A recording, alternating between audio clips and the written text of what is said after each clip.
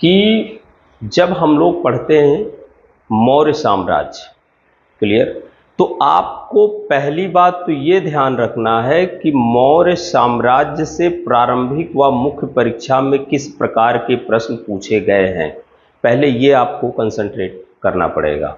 ऐसा नहीं है कि मौर्य साम्राज्य पूरा का पूरा आपको कंठस्थ कर लेना है और प्रश्न सारे एरिया से पूछे जा रहे हैं, नहीं पूछे गए हैं। पिछले 10 वर्षों के अगर प्रश्न पत्रों को हम देखते हैं तो हमें यह दिखता है कि मौर्य साम्राज्य से कुछ पर्टिकुलर एरिया हैं जहां से अक्सर प्रश्न पूछ लिए जाते हैं। जैसे आप देखेंगे कि समकालीन पुस्तकों से प्रश्न पूछे गए हैं। इसके अलावा चंद्रगुप्त मौर्य की कुछ उपलब्धियां हैं जहां से प्रश्न पूछे गए हैं। देन आप देखेंगे कि अशोक से जुड़े हुए प्रश्न ज्यादा आपको मिलेंगे। इसके साथ एक चीज और आपने देखा होगा, जिसने भी, देखिए वो समझ, जो मैं बोल रहा हूं वही समझ पाएगा जिसने एमसीक्यू देखा हो, नहीं तो फिर अपना ढोल पीटते रहिए कि हम तो बस आईएएस की तैयारी कर रहे हैं। क्योंकि प्रश्न ही ये बताएगा कि किसी किताब से क्या चीज आपको निकालनी है। और ऐसा नहीं है, व्यक्तिगत चीजों से अशोक के बारे में बहुत ज्यादा नहीं प्रश्न किए गए, उसके जो कार्य हैं, उसने जो नई चीज की है, चाहे वो अभिलेख हो या अन्य चीजें हो या अभिलेखों में वर्णित जो शब्द हो, समाज को लेकर के हो, धर्म को लेकर के हो, इत्यादि से जुड़ी हुई चीजें अक्सर पूछी गई हैं। क्लियर। इसके अतिरिक्त आप देखेंगे जब मुख्य परीक्षा में जाएंगे, हालांकि एक पार्ट छूट गया जैसे एडमिनिस्ट्रेशन वाला, प्रशासन से, तो आप देखिए प्रशासन में हर स्तर से प्रश्न नहीं पूछे गए हैं। प्रशासन में अभी हम हालांकि चर्चा करेंगे क्या क्या चीजें हमें देखनी है। जब हम बात करते हैं मुख्य परीक्षा की, तो मुख्य परीक्षा में 2 प्रकार के प्रश्न यहां से पूछे गए हैं। जीएस की हम बात कर रहे हैं। कला से अक्सर प्रश्न यहां से आपको मिलेंगे। जैसे 2 टाइप के प्रश्न हैं। पहला प्रश्न यह है, मौर्यकालीन कला को समझाइए। दूसरा प्रश्न अक्सर बनता है, मौर्यकालीन कला में तत्कालीन शासकों का योगदान। यह ध्यान रखना है। तो अब जिसके पास दिमाग है वो दिमाग खर्च करे, नहीं दिमाग है तो फिर घूमो। और ये जब मैं सेंटेंस बोल देता हूं तो सबको लगता है बुरा, लेकिन क्या करेगा बुरा लग के, जो सच है वही बोल रहा हूं। जो बच्चा 2 साल 3 साल 4 साल में काम बना लेता है, वो क्यों बना लेता है? इसलिए बना लेता है कि वो फोकस्ड होकर के काम करता है।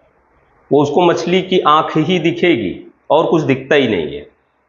फिलहाल हमने आपसे कहा कि हमें इस चैप्टर में क्या पढ़ना है, अर्थात मौर्य साम्राज्य में हमें किन चीजों पर फोकस करना है। एक बार इसे देख लीजिए और इसी के अकॉर्डिंग इस चैप्टर को हम लोग पूरा पढ़ेंगे।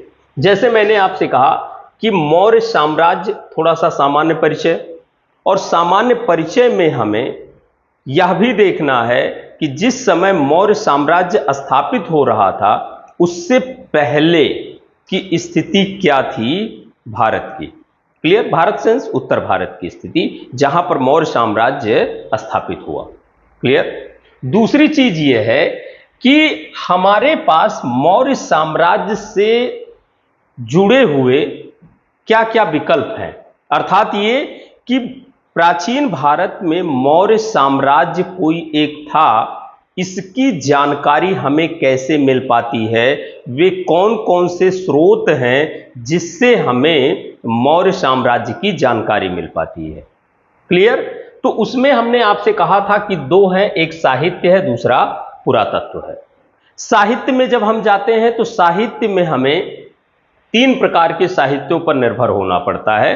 पहला है धार्मिक साहित्य।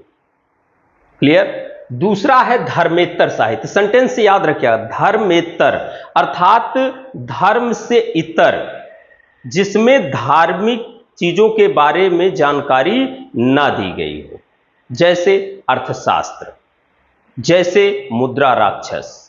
क्लियर। ये क्या है? धर्मेतर साहित्य है।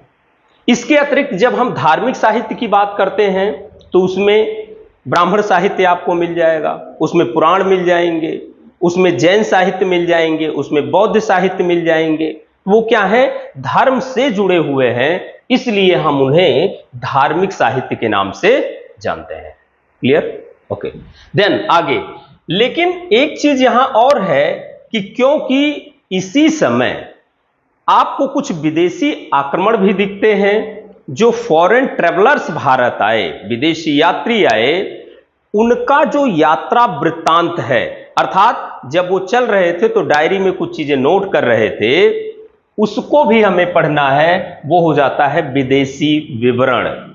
इसके अतिरिक्त इंडिका है, या इंडिका का उद्धरण अन्य जो राइटर्स हैं उन्होंने दिया है, उसको भी हमें समझना होगा। क्लियर हो गया है सेंटेंस?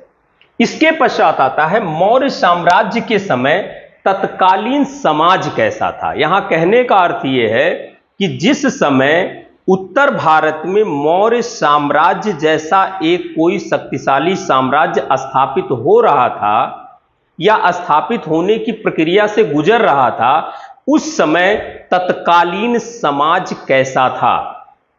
ओके, दूसरा, राजनीतिक व्यवस्था वहां कैसी थी, अर्थात ये कि शासक क्या था, कैसा था, उसका जो कार्य था वो किस प्रकार का था।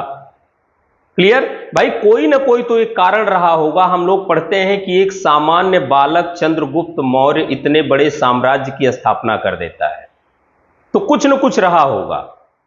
ठीक, ऐसा नहीं है कि सब कुछ प्रतिभा पर ही निर्भर करता है। प्रतिभा आपके पास हो लेकिन उसे अच्छा डायरेक्शन ना मिले तो प्रतिभा धेला भर की काम नहीं करेगी। भाई अगर विष्णुगुप्त चाणक्य ना होते तो अकेले चंद्रगुप्त मौर्य क्या कर पाते? कुछ नहीं कर पाते।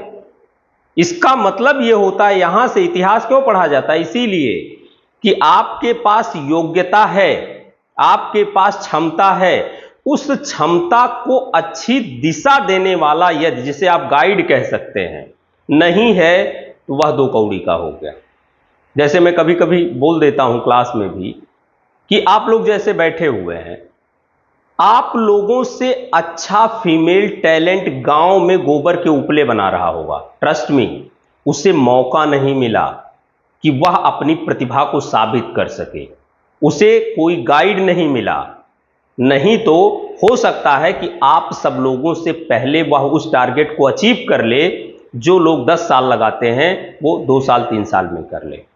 बहुत से ऐसी लड़कियां आपको गांव में मिलेंगी, प्रतिभा उनके पास बहुत है, लेकिन समाज, परिवार के दबाव या आर्थिक स्थिति, या आप ये कहें एजुकेशन तक उनकी पहुंच ना होने के कारण वो क्या है, गेम से बाहर हैं।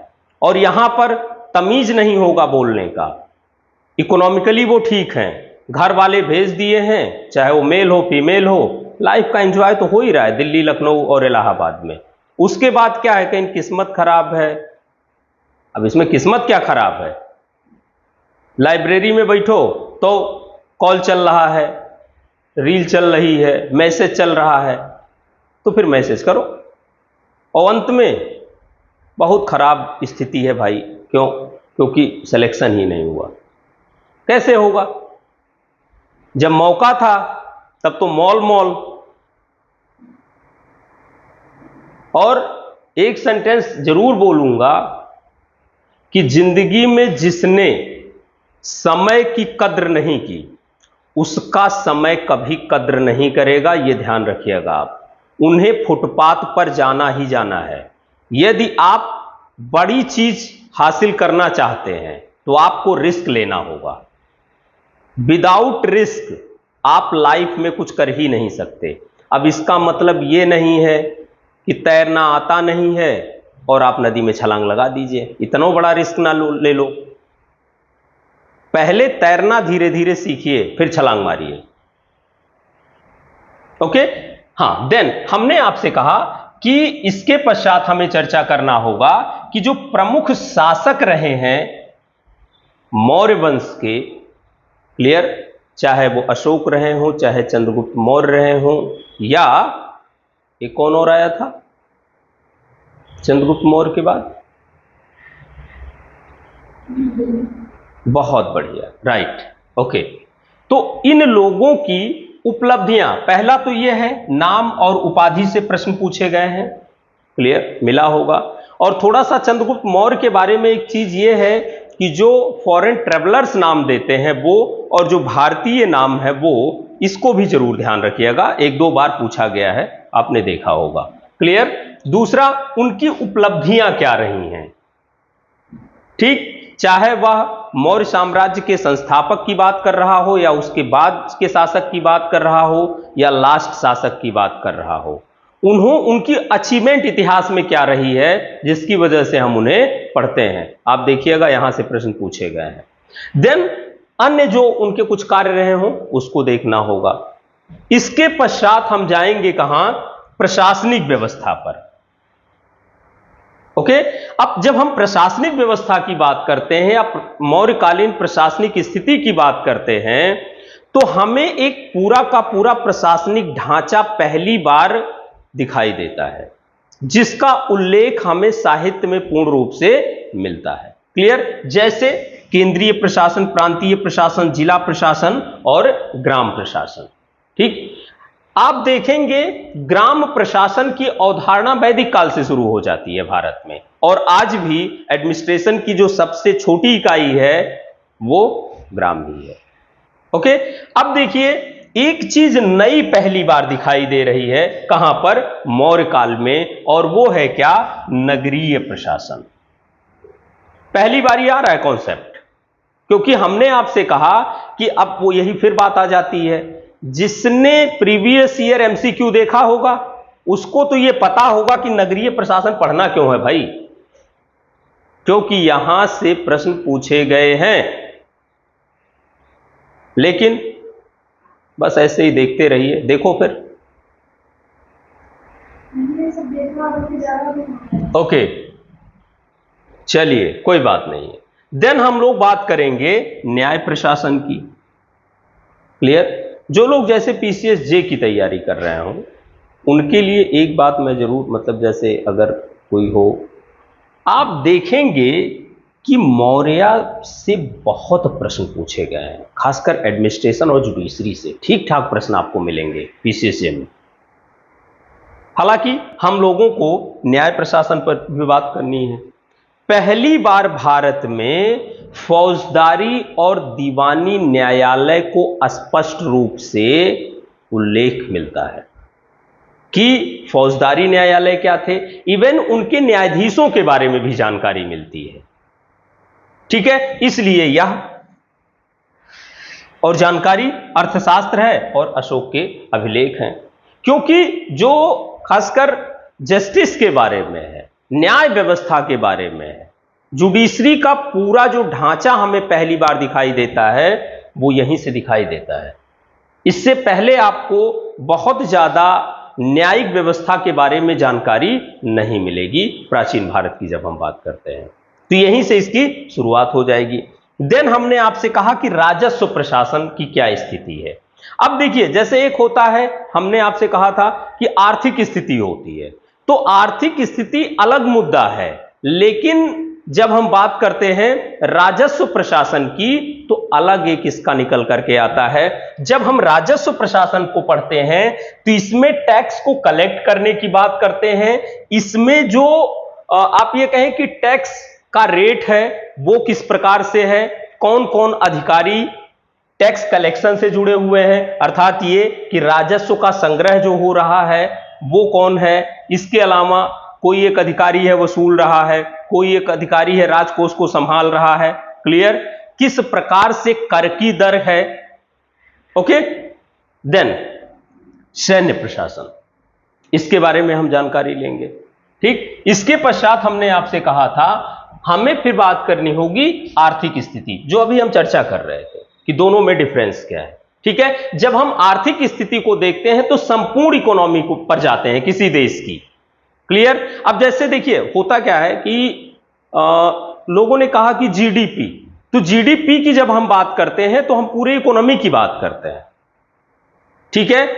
अब जब जीडीपी हो गया तो जीडीपी को पढ़ते समय जो यहां आपको दिखाई दे रहा है वही भारत की जीडीपी में भी दिखाई देगा भाई, 3 सेक्टर वहां भी मिले हैं ना, एग्रीकल्चर मिला है, इंडस्ट्री मिला है और सर्विस सेक्टर मिला है, तो ले दे करके है तो वही कुल।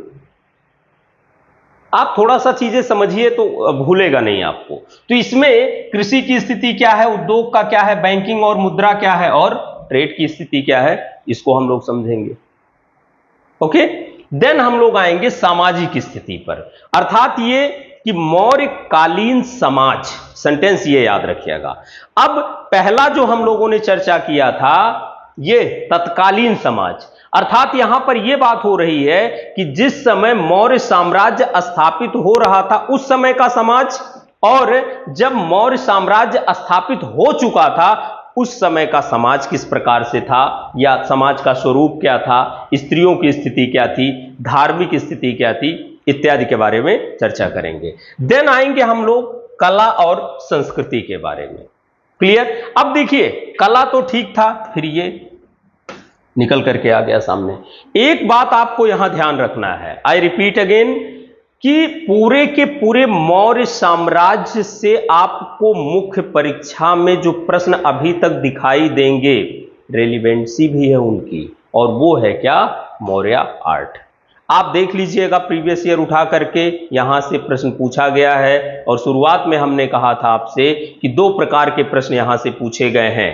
पहला अभी तक पूछा गया है मौर्यकालीन कला, ठीक, विशेषता उसकी पूछी गई है। दूसरे प्रकार से प्रश्न पूछा गया है कि मौर्यकालीन कला में तत्कालीन शासकों का योगदान, किस प्रकार से तत्कालीन शासकों ने कला को आगे बढ़ाने में रुचि दिखाई।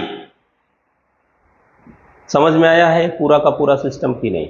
अब देखिए, आशा करता हूं मैं ये कि अगर इसी सोच के साथ आप इस चैप्टर को पढ़ेंगे, याद रखिएगा कभी भूलेगा नहीं, और मेन चीज वहां से निकाल लीजिए, पीटी का अलग कर लीजिए, मेंस का अलग कर लीजिए, काम बन गया। क्लियर? तो अब आते हैं हम लोग अपने पहले वाले प्रश्न पर, जो हमने आपसे कहा था क्या, मौर्यकाल सामान्य परिचय। तो एक हेडिंग डालिएगा, मौर्यकाल सामान्य परिचय, मौर्य सामान्य परिचय, परिचय। कुछ अगर आप लोगों ने पढ़ा हो ज्ञान आप लोगों के पास, तो हमसे भी डिस्कस करिए, हमको भी बताइए, है कुछ?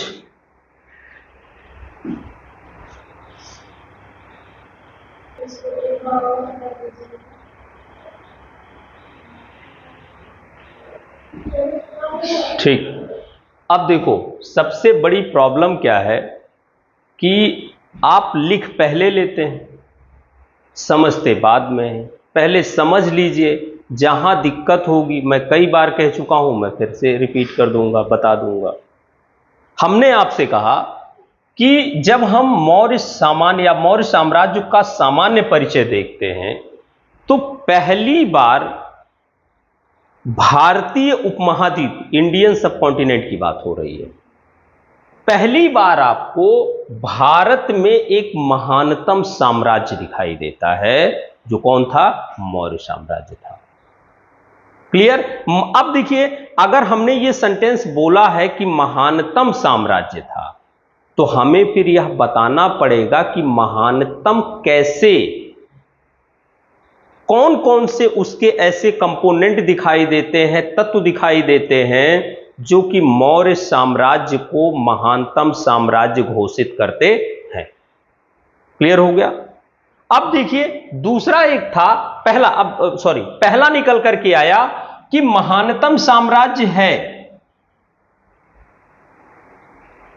ठीक। महानतम साम्राज्य इसलिए है कि पहली बार, जैसा कि हमने यहां आपको समझाया था लास्ट में, कि भारत का राजनीतिक एकीकरण हुआ, अर्थात संपूर्ण भारत लगभग किसी एक सत्ता के अधीन शासित होना शुरू हुआ।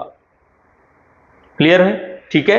क्योंकि देखिए, हम देखते हैं कि पाकिस्तान से लेकर के और कहां तक, वर्तमान बांग्लादेश तक, क्योंकि आप देखिए चंद्रगुप्त मौर्य के ही कुछ हमें क्या मिलते हैं, लेख मिलते हैं, जैसे सोहगौरा और महास्थान से, जिससे यह सूचित होता है कि इनका विस्तार गोरखपुर, पश्चिमी बंगाल इत्यादि में रहा होगा। अब देखिए दूसरा यह है कि जैसा कि हम जानते हैं कि चंद्रगुप्त मौर्य अपने अंतिम समय में श्रवण बेलगोला कर्नाटक चला गया था और संलेखना विधि से अपने प्राण को त्याग देता है। ये तो पढ़ाई है, सामान्य परिचय में हम लोगों ने देखा है, यह सुना ही है। तो देखिए अगर मेरी डेथ हो तो किसी दूसरे की टेरिटरी में तो भैया हमारा अंतिम संस्कार होने से रहा। अरे भाई किसी व्यक्ति की डेथ हो रही है जो है भारत में, तो क्या उसको दफनाने कोई जो है बांग्लादेश में जाएगा या पाकिस्तान में जाएगा? नहीं जाएगा। इसका मतलब कहीं ना कहीं कि जो कर्नाटक तक का पार्ट था वो मौर्य साम्राज्य का ही हिस्सा रहा होगा। क्लियर हुआ है सेंटेंस की नहीं? क्योंकि देखिए बहुत ज्यादा हमारे पास एविडेंस नहीं है, लेकिन फिर भी ऐसा माना जा सकता है। क्लियर हो गया है? अब देखिए दूसरी चीज क्या है, मौर्य साम्राज्य जब स्थापित हो रहा था तो चंद्रगुप्त मौर्य को इसका संस्थापक माना जाता है, बीच में विष्णुगुप्त चाणक्य को भी मान लीजिए। लेकिन याद रखिएगा छात्र सफल होता है तो टीचर का कहीं कहीं ही नाम या गाइड का कहीं कहीं ही नाम आता है, सारा का सारा श्रेय छात्र को ही दिया जाता है। वही चीज यहां भी लागू होता है। क्लियर? तो हमने आपसे कहा कि चंद्रगुप्त मौर्य ने मौर्य साम्राज्य की स्थापना की, लेकिन ऐसा नहीं है कि चंद्रगुप्त मौर्य के समक्ष चुनौतियां नहीं थी। उसे दो चुनौतियों का सामना करना पड़ रहा था। पहला तो ये नंद वंश को समाप्त करना है और दूसरा जो यूनानी क्षत्रप हैं आसपास उनको भी आपको निष्क्रिय करना है। और चंद्रगुप्त मौर्य ने इन दोनों में सफलता प्राप्त की और मौर्य साम्राज्य की स्थापना की। क्लियर हो गया है? अब देखिए एक चीज यहां पर थोड़ा सा और आपको समझ लेना आवश्यक है कि यह माना जाता है कि जिस मगध साम्राज्य की स्थापना अजात शत्रु द्वारा किया गया था, क्लियर, एक छोटे से साम्राज्य के रूप में वह विस्तार करता गया और उस विस्तारवादी नीति को दो लोगों ने पूरा किया, एक चंद्रगुप्त मौर्य और दूसरा अशोक। भाई अशोक ने कलिंग को भी तो हिस्सा बना लिया। क्लियर? अब देखिए एक प्रश्न पूछा गया है कि कलिंग पर अशोक की विजय का कारण क्या हो सकता है? क्या ऐसा कलिंग में था कि उसको जो है जीतना जो है जरूरी हो गया था? तो वहां पर सेंटेंस यूज किया गया है ट्रेड पर्पज से। आगे हम लोग समझेंगे, पढ़ेंगे। ये क्वेश्चन आया, पीटी में पूछा गया है। हमने आपसे कहा कि जो शुरुआत अजात शत्रु यानी हर्यक वंश के शासक ने किया था उसको आगे बढ़ाने के लिए जो कार्य किया वो चंद्रगुप्त मौर्य और अशोक ने किया। पहली बार भारत में केंद्रीय सत्ता स्थापित होती है। ठीक जैसे देखिए एडमिनिस्ट्रेशन जो होता है वो होता है, एक होता है सेंट्रलाइज्ड और एक होता है डिसेंट्रलाइज्ड। आपने सुना होगा केंद्रीकृत सत्ता, विकेंद्रीकृत सत्ता। तो केंद्रीकृत सत्ता उस सत्ता को कहा जाता है, उस प्रशासन को कहा जाता है जिसके टॉप पर बैठा हुआ व्यक्ति सभी निर्णय लेने में सक्षम हो। अर्थात ये कि यहां टॉप से अगर कोई आ रहा है फरमान तो वो ग्राउंड तक वही लागू होगा, बीच में उसमें कोई परिवर्तन नहीं किया जा सकता है। उसे हम केंद्रीकृत प्रशासनिक व्यवस्था कहते हैं। क्लियर? एक ही फरमान है, नीचे तक लागू। ओके?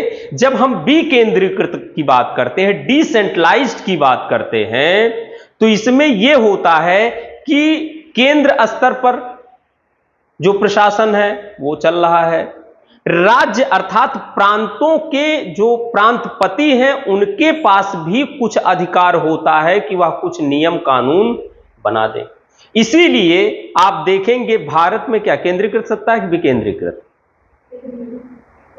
विकेंद्रीकृत, क्योंकि त्रिस्तरीय प्रशासनिक व्यवस्था है। क्लियर हो गया ना?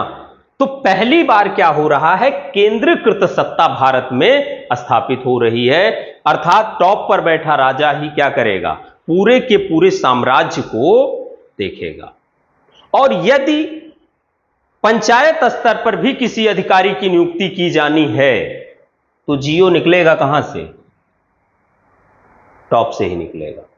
ऐसा नहीं है कि हां कोई बीच में आए और अपने हिसाब से वो प्रशासन में काम करने लगे। इससे होता क्या है, एक चीज और ध्यान रखिएगा, जैसे आगे चल करके अभी हम विष्णुगुप्त चाणक्य के अर्थशास्त्र को पढ़ेंगे, जब भी वंश परंपरा के आधार पर प्रशासनिक व्यवस्था गठित की जाएगी, जो एडमिनिस्ट्रेशन है उसकी इफिशियंसी अपने आप खत्म हो जाएगी। कारण क्या होता है, जैसे कभी कभी आप लोगों ने सुना होगा, पढ़ा होगा, हालांकि थोड़ा सा इसे रिमूव ही कर दीजिएगा, सिर्फ मैं उदाहरण के लिए बात कर रहा हूं कि जैसे आरक्षण, माननीय सर्वोच्च न्यायालय ने कई अपने फैसले में कहा है कि आरक्षण देते समय जो एडमिनिस्ट्रेशन की इफिशियंसी है वो इफेक्टिव नहीं होनी चाहिए, वो इफेक्ट ना हो जाए कि आप चलिए ठीक है आपने रिजर्वेशन दे दिया, किसी ऐसे व्यक्ति को आपने उस पद पर बैठाया जिसके पास वह कार्य दक्षता नहीं है जो वह पोस्ट के लिए आवश्यक हो, तो क्या हो जाएगा, फिर नुकसान हो जाएगा ना।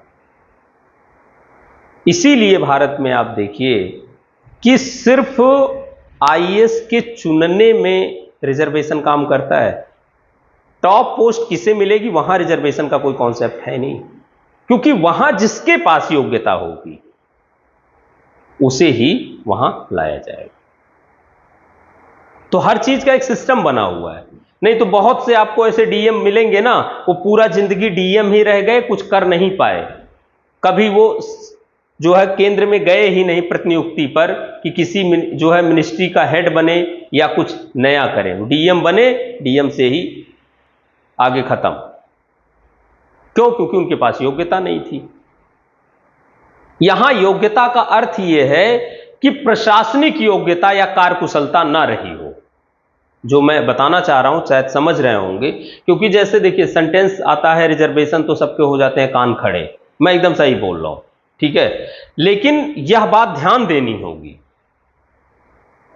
कि आप देश चला रहे हैं तो आपके पास वह प्रतिभा है या नहीं है, अगर है तो द बेस्ट, नहीं है तो ढाक के 3 पात। क्लियर हो गया?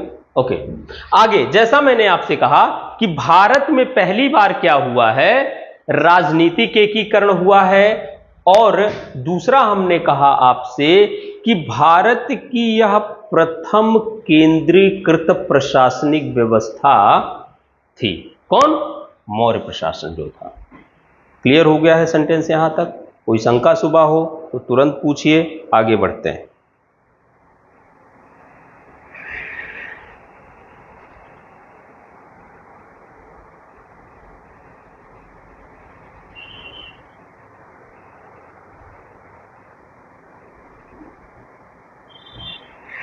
हो गया? अब देखिए जो सामान्य परिचय था उसमें थोड़ा सा कुछ चीजें फैक्ट वाली नोट कर लीजिएगा, ठीक है। जैसे एक प्रश्न आता है समयकालीन का, वो भी फैक्ट ही है बच्चा, क्या है? टाइम पीरियड, ठीक। तो अब देखिए मौर्य वंश जो है शुरू कहां से होता है, क्या है, किस सन में हुई मौर्य साम्राज्य की स्थापना? देखो सिर हिलाए डाल रहे हैं, हाँ जी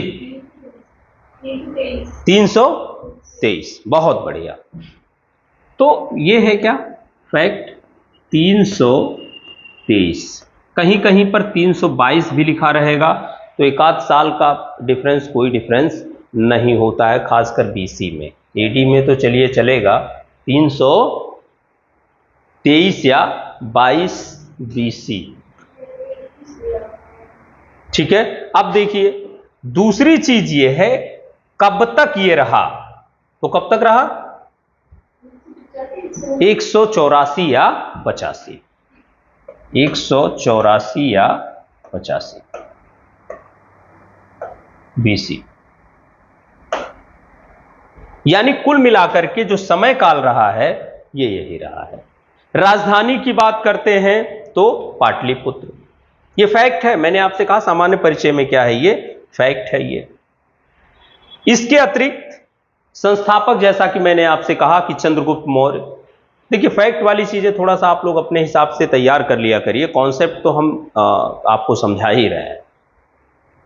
ठीक, इनका जो प्रतीक चिन्ह रहा है, यानी जो इनके झंडा पताका रहते थे, वो था क्या? मयूर।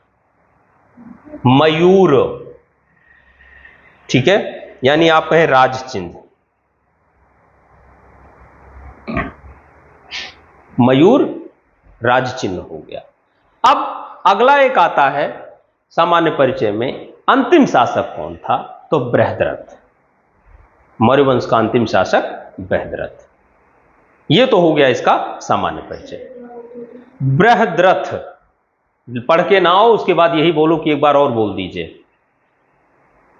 ओके, अब आते हैं अपने दूसरे प्रश्न पर, यानी जो हमने खाका तैयार किया है कि मौर्यकालीन इतिहास जानने के स्रोत, अर्थात मौर्य साम्राज्य के बारे में हमें जो जानकारी मिलती है वह कैसे मिलती है।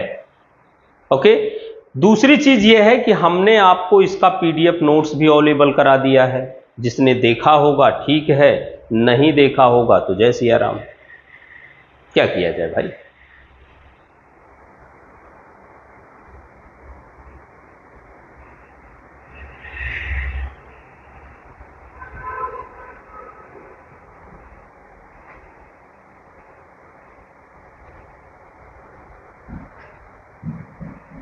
हो गया?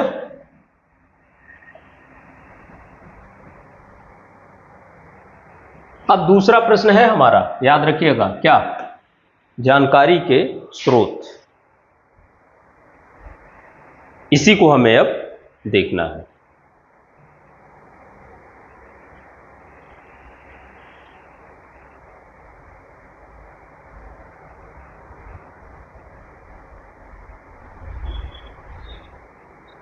कितना समय लगता है जी लिखने में?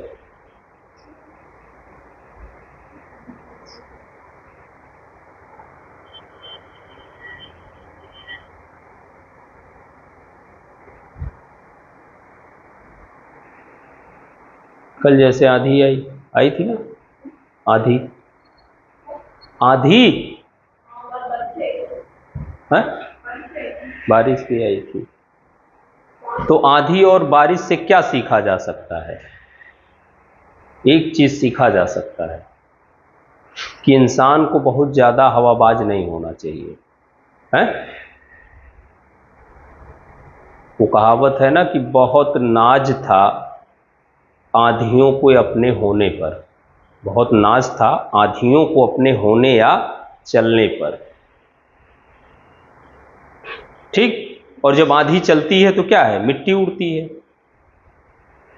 तो किसी ने एक लाइन लिखा कि बहुत नाज था आंधियों को अपने साथ मिट्टी ढोने पर, दो बूंद क्या पड़ी बारिश की, वही मिट्टी कीचड़ हो गई। तो इसीलिए इंसान को हवाबाज नहीं होना चाहिए, जो रियलिटी हो, जितना अपने अंदर क्षमता हो, उसी के हिसाब से ही काम करना चाहिए, हाँ या ना?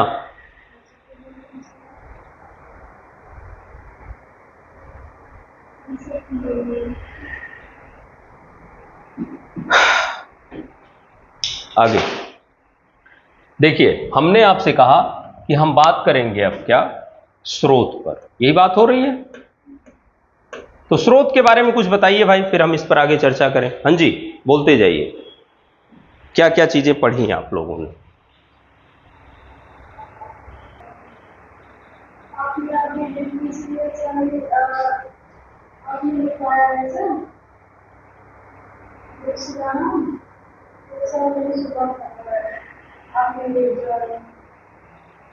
ओके, देखिए एक चीज यहां ध्यान रखिएगा, जो हमने अभी बताया है, हम लोग बात कर रहे हैं, जैसा कि कहा हमने आपसे, कि साहित्यिक स्रोत पर, और जो अभी बोल रहे हैं आप, ऐसे काम नहीं चलेगा, आपको रिकॉल करना ही पड़ेगा और कोई विकल्प नहीं है आपके पास। अगर ये कोई ऐसी किताब नहीं है जो ना पूछी गई हो, ठीक है। तो कुल मिला के कहने का अर्थ ये है, हाँ सही है, कि हमें इन सब चीजों से जानकारी क्या मिलती है, मेन तो यही है ना, क्योंकि हम क्या पढ़ रहे हैं, मौर्यकालीन जानकारी के स्रोत। हमारे पास वे कौन कौन से ऐसे उपलब्ध पुस्तकें हैं जिनसे हमें मौर्य साम्राज्य के बारे में जानकारी मिलती है। तो हमने आपसे शुरू में बताया था कि साहित्यिक स्रोत की जब बात करते हैं तो दो स्रोत हमारे पास उपलब्ध है। पहला आता है आपका धार्मिक साहित्य और दूसरा आता है धर्मेतर साहित्य, और तीसरा एक आता है जो है विदेशी यात्रियों के यात्रा वृत्तांत। ये हो गया। उसके पश्चात हमने कहा था दूसरा है जिसे हम पुरातात्विक स्रोत कहते हैं। तो पुरातात्विक स्रोत हम बाद में चर्चा करेंगे, लेकिन पहले साहित्यिक स्रोत के बारे में जानकारी ले ली जाए। और यह फैक्ट है, पीटी में पूछा गया है, आगे पूछा जाएगा। जैसे हम जब चर्चा करते हैं तो यह माना जाता है कि धार्मिक साहित्य में पुराणों का बहुत ज्यादा रोल हो जाता है मौर्य साम्राज्य के बारे में जानकारी के लिए।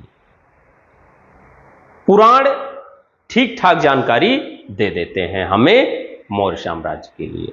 और आप ये भी जाकर के उठा करके प्रीवियस ईयर का क्वेश्चन देख लीजिएगा, उसमें पूछा गया है कि निम्नलिखित में से कौन सा पुराण किस वंश या किस डायनेस्टी से जुड़ा हुआ है या जानकारी देता है। क्वेश्चन उठा के देख लीजिएगा। क्लियर ना? ओके, देन 2000, हाँ मैं कह रहा हूं ना कि वो मिलेगा इसी टाइप का। ठीक। अब जैसा कि मैंने आपसे कहा कि ब्राह्मण ग्रंथों में पुराणों का स्थान है मौर्य साम्राज्य की जानकारी के लिए। देन आता है बौद्ध ग्रंथ है दीपवंश महावंश। क्लियर? ये हालांकि भारत के नहीं है, ये इन दोनों की रचना श्रीलंका में हुई है। पढ़ा होगा, जिसने भी पढ़ा होगा उसको ये मिला होगा। इन दोनों पुस्तकों की रचना जो है कुल मिलाकर के कहां हो रही है? श्रीलंका में हो रही है। एक और किताब आपको मिलेगा दिव्यावदान, वो भी बौद्ध ग्रंथ है, उससे भी ठीक ठाक जानकारी मिलती है हमें मौर्य साम्राज्य के बारे में। आगे जहां जहां पर इंडिकेट करना जरूरी समझेंगे हम बुक्स को, हम पढ़ाते समय भी कर देंगे, लेकिन यहां पर थोड़ा सा समझ लीजिए। देन जब हम जैन ग्रंथों की बात करते हैं तो जैन ग्रंथों में सबसे प्रमुख स्थान आता है दो का। एक आता है परशिष्ट परमन जिसे हेमचंद्र ने लिखा, और दूसरा है कल्पसूत्र जो भद्रबाहु द्वारा लिखा गया है।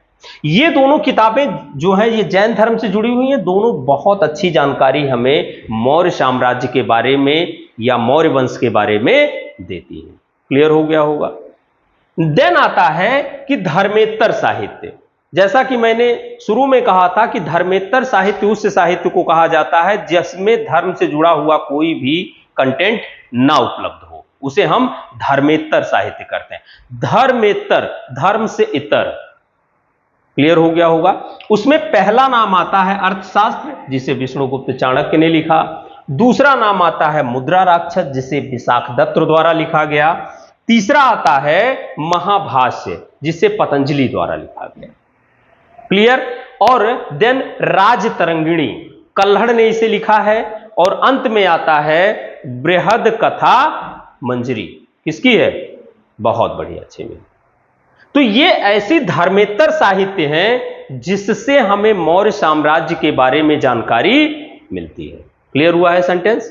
कहां पर कौन क्या सेंटेंस दे रहा है, बोल रहा है, जब मैं फिर रिपीट कर रहा हूं, पढ़ाऊंगा तो मैं बता दूंगा कि मौर्य साम्राज्य के बारे में, जैसे किसी ने कहा कि यहां चंद्रगुप्त मौर्य जो था वो निम्न कुल से उत्पन्न था, तो किसने कहा और अपना एविडेंस क्या दिया कि क्यों निम्न कुल से उत्पन्न माना जाता है? जैसे विशाखदत्त मुद्रा राक्षस में उसे निम्न कुल या कुलहीन ही साबित करते हैं। क्यों करते हैं इसको हम आगे चल करके समझेंगे जब हम चंद्रगुप्त मौर्य को पढ़ेंगे। क्लियर हो गया सेंटेंस। इसके पश्चात हम आते हैं विदेशी विवरण पर। तो देखिए विदेशी विवरण में नाम हमने सिर्फ इंडिका का लिखा है मेगास्थनीज के, लेकिन इससे उद्धरण, इससे जुड़े हुए बहुत से ऐसे राइटर्स हैं जिन्होंने हमें मौर्य साम्राज्य के बारे में जानकारी दी है। उसमें दो चीनी राइटर्स भी आते हैं। कौन कौन आएगा भाई चीनी राइटर्स में, कौन बताएगा? पढ़ा होगा, देखा होगा, कौन कौन आ सकता है? एकदम सही है, फाहियान और फेनसोंग दोनों हमें मौर्य साम्राज्य के बारे में जानकारी देते हैं। क्लियर? तो कुल मिला के कहने का मतलब यह है कि जब आप देखिए दो तरीके के यहां भी राइटर्स आपको मिलेंगे, कुछ ग्रीक लेखक हैं अर्थात यूनानी हैं और कुछ चीनी हैं।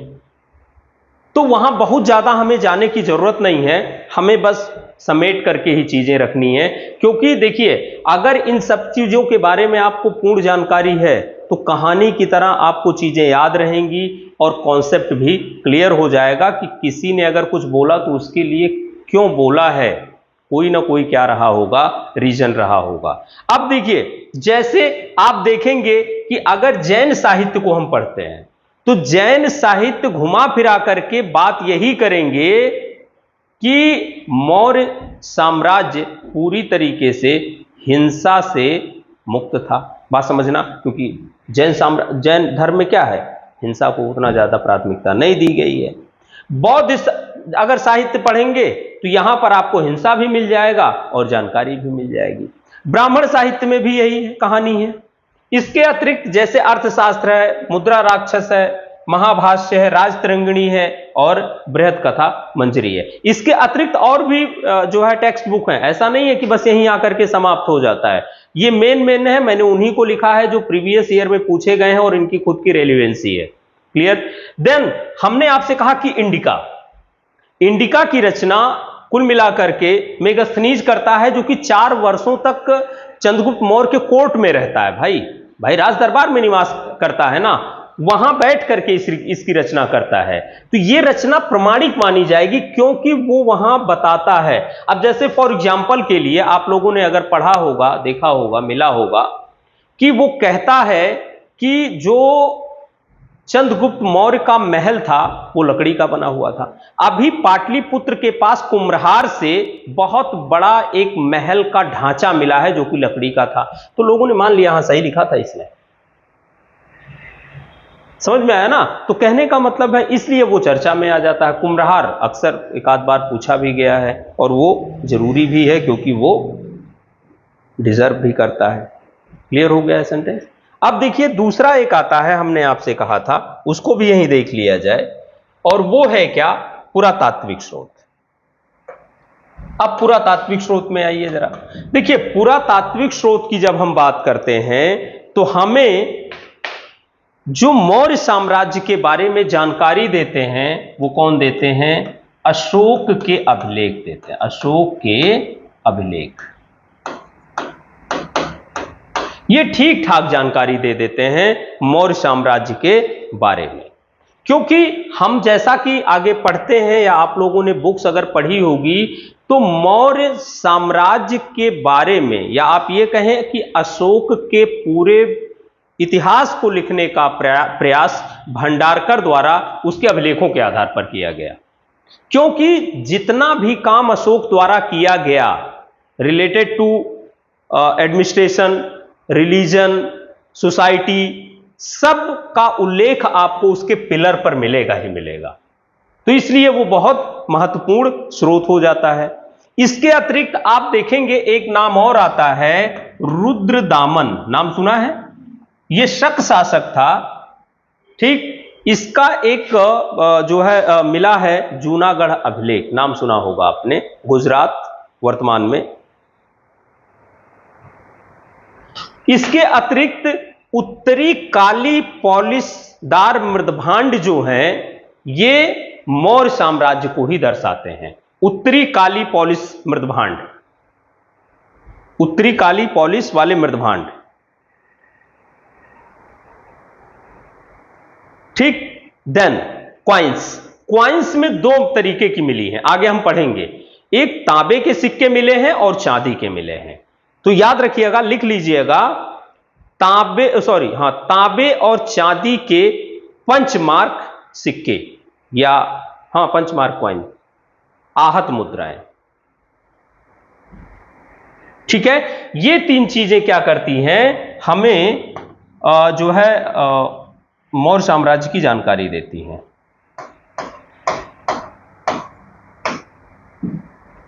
यहां तक पहले पूछ लीजिए, कुछ जो भी ना समझ में आया हो, फिर आगे इस पर चर्चा की जाए। कहीं भी जहां भी दिक्कत महसूस हो रही हो तुरंत